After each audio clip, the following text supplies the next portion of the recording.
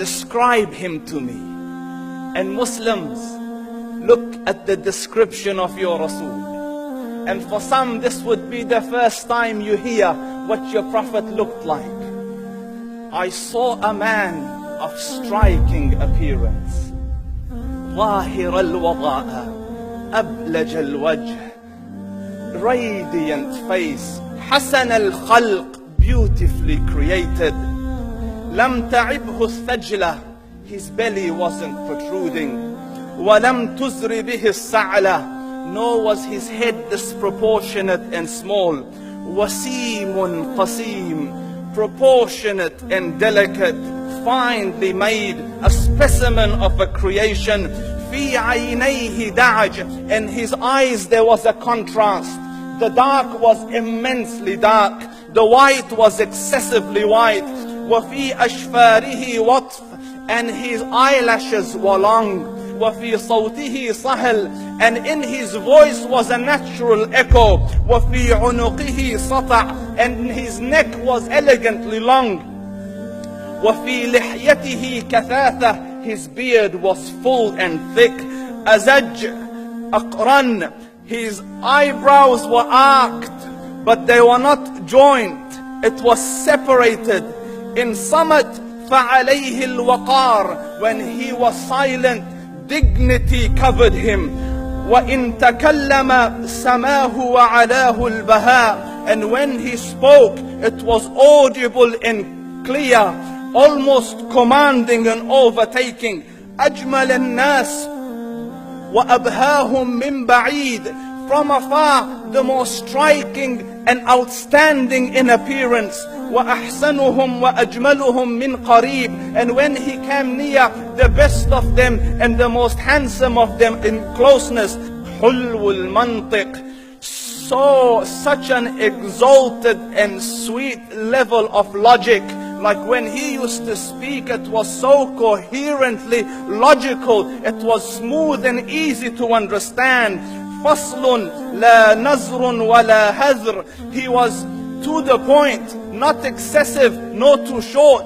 كأن منطقه خرزات نظم يتحدرن, his logic, his utterances, his words were like jewels coming out of a necklace, calculated, polished, one after the other, it would flow magically. ربعة, he was medium in height. Your eye didn't have to strain to look up at him, nor was it tedious to look down at him. He was a comfortable sight to look at. له رفقاء يحفون به, he had friends, the people that were with him, they were working around him to try to serve and protect him. إن قال سمعوا لقوله, when he used to say something, they used to hearken to what he used to say. وإن أمر تبادروا إلى أمره, when he commanded, they used to compete to fulfill the command. This is Muhammad Rasulullah.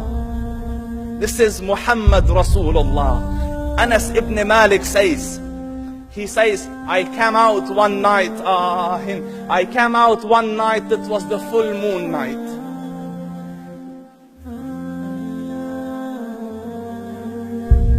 And I looked at the moon, and in the desert, understand, the moon is an awesome sight.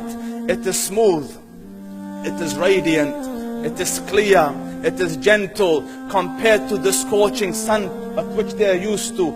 So the moon was the epitome of beauty. So he says, I came out at a full moon night and I looked at the moon and I saw it beautiful, handsome. So I said, let me go see if the moon is more handsome or my Prophet is more handsome. Let me see if that is more beautiful or the Prophet is more beautiful. So I went and I saw him standing afar. So I looked at his face and I looked at the moon, and I looked at his face, and I looked at the moon, and I looked at his face, and I looked at the moon, and he said, Wallahi, he was more handsome than the moon in its entirety. That is just the look of your Rasul.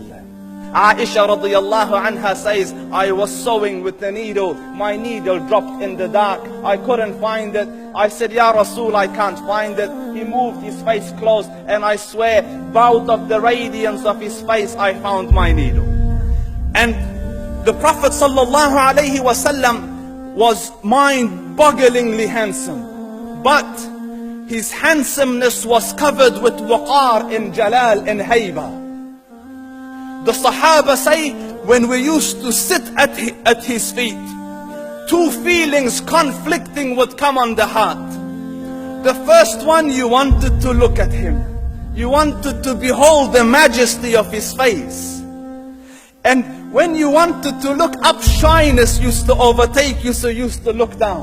Amr ibn al-As says, I sat with him many times, but if you ask me to describe his face, I can't describe it. I wouldn't be able to look up to him ijlalan wa ta'zeeman. I couldn't look up at him. And that is why he didn't have the problems that Yusuf alayhi salam had. Because it was difficult to penetrate the awe and the splendor of the Rasul.